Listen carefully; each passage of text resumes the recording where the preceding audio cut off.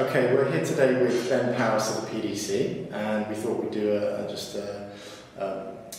video for the blog to really explain to our customers and site visitors to explain the benefits of the Product Development Centre, and Ben is the man to go through that. So he's been very kindly offered his time up to sort of go through a little bit of the sort of ins and outs of why you might need the PDC and the benefits to business in general. And they've done a great job for a number of our clients, and hopefully it'll be sort of an informative piece.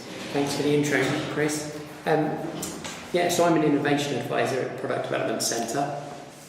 The Product Development Centre, or PDC, is an EU-funded project, and it's there to provide support, advice, independent support and advice, and grant funding to small and medium-sized businesses, manufacturers in particular, that are actively investing in innovation, investing in R&D, designing, developing and launching their own products. The PDC, the Product Development Centre, is a virtual centre that provides a range of services and support to SME manufacturers that are actively investing in innovation, developing and launching new products.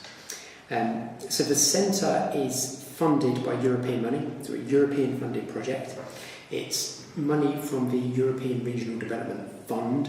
The purpose of that fund is to stimulate economic development, and the particular piece of money that we received is specifically there to support economic development through innovation. So we're all about supporting product development where there's a little bit of risk perhaps, where we're maybe pushing the boundaries of new technology, or maybe where we're using the technology in a new application or in a new market.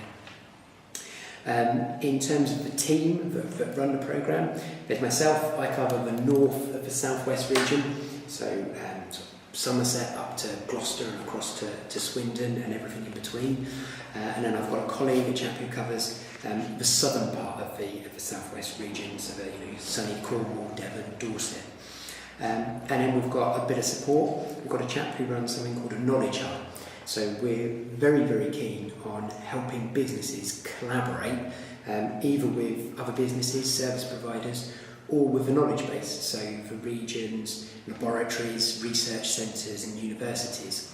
So we have a chap whose sole role is to focus on helping broker those relationships and understand the level of capability in the region's universities, which is vast. We've got some fantastic resources in terms of university capability, the labs that they run, the research centres that they have, the kind of academic know-how is immense.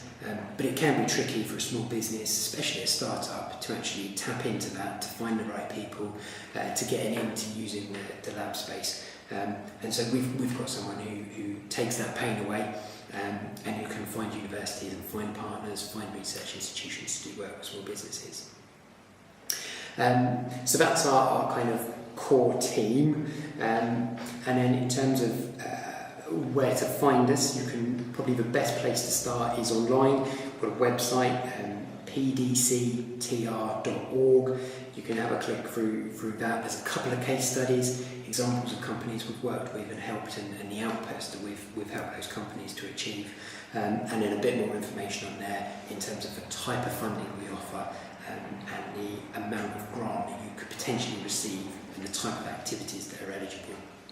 I think what would be good for our users to understand a bit more about the things, the detail really. So, from your point of view, it's ERDF funding. It's about stimulating economic growth, and in particular, looking at sort of de-risking innovation for clients, and sort of it'd be interesting to know.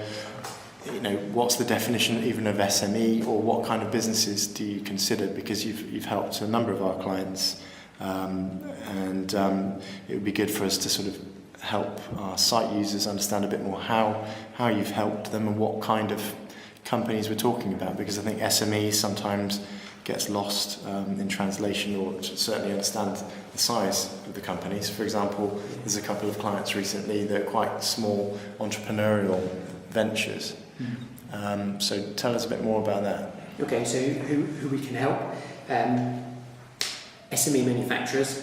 SME stands for small to medium-sized enterprise. So at the small end, that's a startup, somebody who's established as a limited business but perhaps has no trading history, still an individual yet to get a product to market, all the way through to the medium size, which are actually fairly substantial businesses. You can be employing up to 250 staff and turning over, I think, up to 50 million euros. So quite a fair-sized organisation, and we help a mix of manufacturers across that range. In terms of eligibility for this programme, the other thing we look for is the company's ability to get a product that we want to help them with to market within a 12-month period. So our grants and our support, it's all nice and easy to access, and we like short, sharp projects that are going to have a fairly quick impact. And we're very, very keen on working with businesses where they can demonstrate they have the capability and the capacity to get their product to market within a 12-month period. So I presume you'd like to see sort of a decent business plan set out, and what other kind of things would you encourage people to have done their groundwork before they come to you, if you like? What would you like ideally to see from people contacting you that you can make a clear assessment from? Yeah, absolutely. So a good business plan is always a good starting point, and within that we would expect to see some detail in terms of the market that they're looking to tackle. So from size of market all the way through to who perhaps their first customers might be, and then ideally a bit of a breakdown in terms of those customers. How open to new products are they? How open to innovation are they?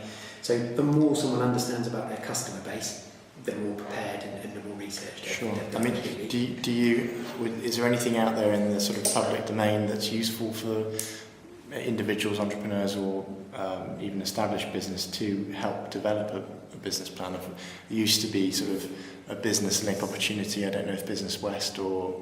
Yeah, so I think the Business Link services are now all online. Right. So you can, if you just Google Business Link or business plan, there's a lot of templates out there in terms of how to put a business plan together, the type of information people would expect to see in a business plan.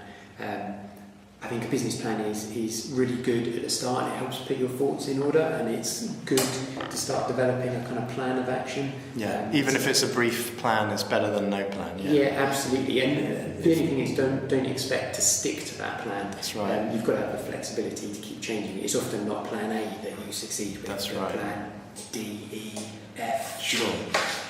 So expect an evolution in that sort of when you sort of build your sort of knowledge base on how to bring things to market. So, absolutely. I mean, what are the typical, I forget, how long has PDC been around? So we've been running just coming up to 2 years now. Okay. So what does our support look like? What does it mean? So what we provide, we'll go and visit you, the business, we'll sit down, and I guess what we provide is independent advice on the product development process. So my approach is I like to look at 3 key areas. I like to look at intellectual property, I like to look at the market that you're about to get involved in, and then I like to look at the product and how you're going to go from moving from the concept through to a production product. So in terms of market, we like to understand who you're going to be selling the product to, who the customer base is going to be, the size of the market, your route into that market. Is there any sort of bent on export there, or is it that you might see with export orientated organisation within government, DTI or whatever? Yeah, I mean in today's world, there are many startups that are born with a global audience in mind. So there's no reason why export shouldn't be a major part of a startup's plans. And we work very closely with UK Trade and Industry, who have a lot of expertise, and they run a programme called Passport to Export, and that takes people who are new to export through the process of how to set themselves up in order to expand their overseas presence. They've also got some funding, which is really, really useful to help get you and your business out to trade shows across the world. And it's a really nice process because you go out with other businesses who are also starting on an export journey. Really? So there's a lot of learning between businesses, a lot of shared learning. So that's a sort of support is it a mentoring or is it purely financial from them? It's both. I think the mentoring is really, really good. They've got a team of kind of experienced international deal makers who will take a business, handhold them through the process. So it's definitely worth checking out. UKTI, Quick Google will bring them up, and you can get in touch with your local advisor through their website. Cool. And so you said IP, market, and product. Yeah. So market is obviously a huge piece. You really do need to understand who you're going to be selling to, and there's a lot of work goes into understanding the market. And that's before you even start thinking about marketing and product placement and packaging and brand and all that important stuff. IP, really, really important area. I think early on, straight away, you can be doing things looking at patent searches. You can be getting yourself just onto Google and doing searches on Google Images, Google Shopping.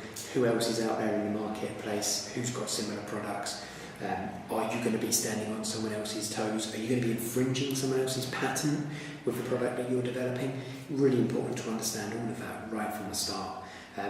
And as you develop your product, you need to have a clear IP strategy in your mind. Are you developing a product which you then intend to manufacture under license, in which case you're probably going to need some kind of patent protection in order to put a license in place?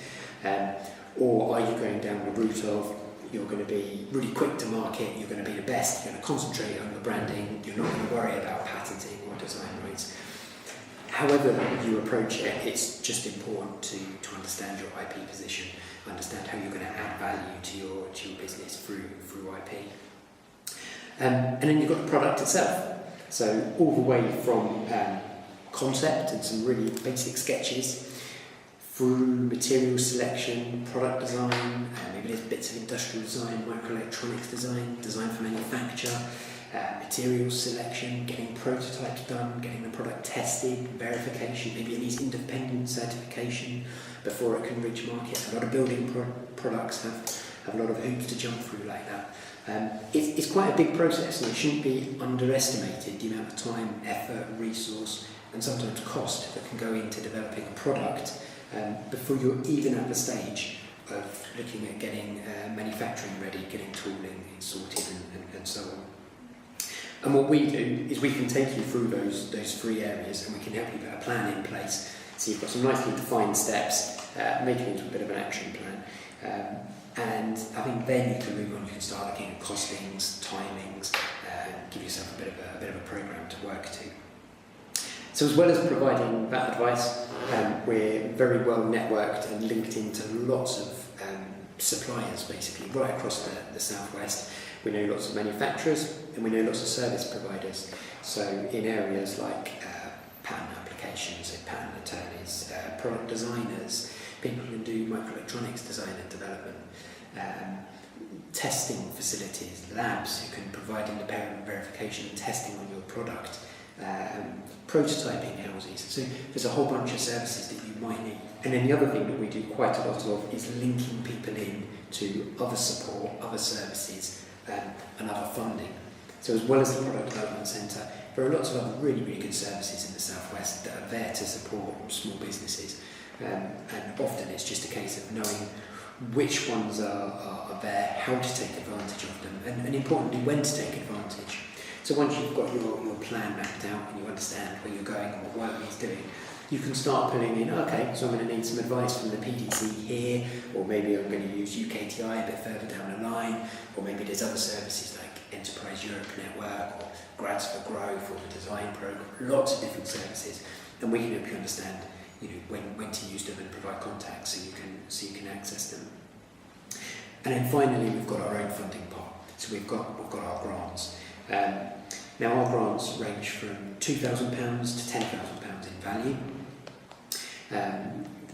The maximum grant award for a startup would be £2,000, so that's the limit until you've got some trading history behind you. How much trading history? A year's trading history. And then for the majority of businesses, we've got a cap of £4,500 as our grant.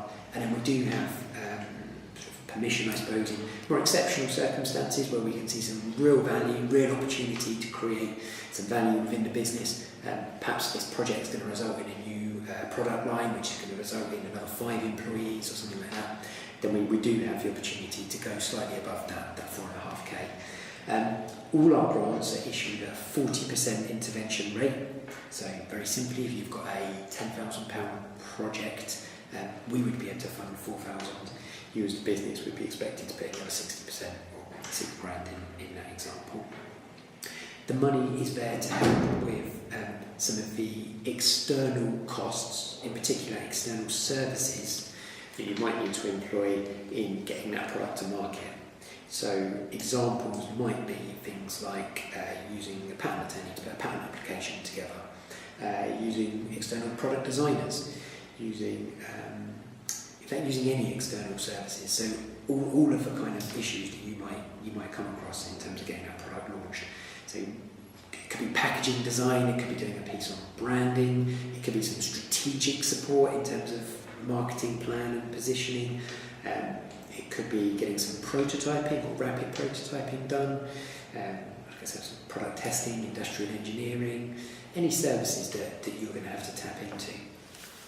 And the way the grant works is that you'll sit down with an advisor, we'll run through all that I've talked about and make sure that you're eligible, make sure you've got a reasonable plan in place, make sure you're capable of funding the next few stages in getting that product developed. Then we've got a very simple one-page grant application form that we can work through. I think the key requirement for us though, as we're spending public money, one of the things we need to really make sure of is that there's been a fair procurement process. So we will always recommend, and in fact we will insist, that we see free quotes for any piece of work you do. Once you've got those quotes in place, you've been through the process of choosing who you want to run with, we can fill out our grant application form. Like I say, there's maybe an hour's time in that. You do that with your advisors. We can give you a yes or no on the spot as to whether we can proceed with that grant, and we can very quickly turn the paperwork around so that you've got a formal grant offer letter and you're then in a position to go ahead, crack on and do that work. Once you've done the work, you're happy with it, the supplier's done a good job, you pay your supplier, you can then get back to us and simply send us an invoice, some evidence that the work has happened and you've paid all your suppliers, and we quite quickly turn that around and provide your grant money in return. So a nice, easy, quick process for nice, quick grants. I think it's interesting, you've been around since 2012, obviously sort of UK economic position has been, convoluted and ups and downs. You were talking to me just a moment ago about, what's typical for you with the individuals that you see. They've contacted you. You mentioned that they have, in a sense, it's a kind of a bold step to contact you in the first instance, that they're looking to innovate. And I guess it would be interesting for our site users to understand the benefits of that.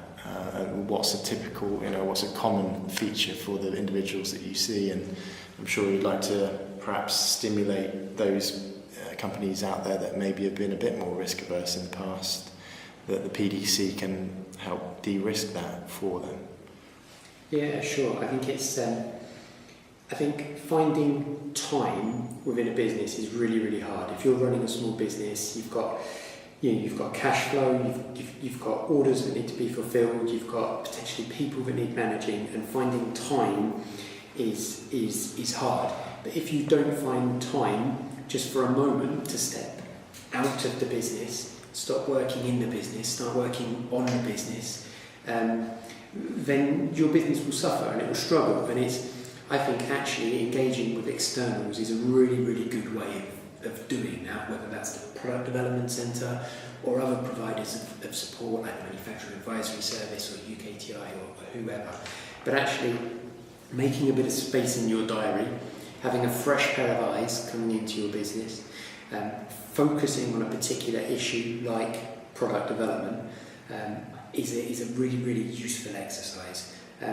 And I'll go on to say as well that don't expect to have all of the skills that you need to get a new product to market in-house, because nobody has absolutely everything at their disposal. Nobody has all of the skills needed to put a pattern application together, or to do a really good piece of product design, or to perhaps do the correct amount of product testing. And we're really lucky in the Southwest. Bristol, Bath, it's fantastic the amount of creative industries we've got here, and I would always encourage people to tap into that. You can use a whole range of design and creative businesses to help with your innovation. To bring some more creative thinking, to bring a bit of fresh direction, to bring a new pair of eyes to your product and to your processes.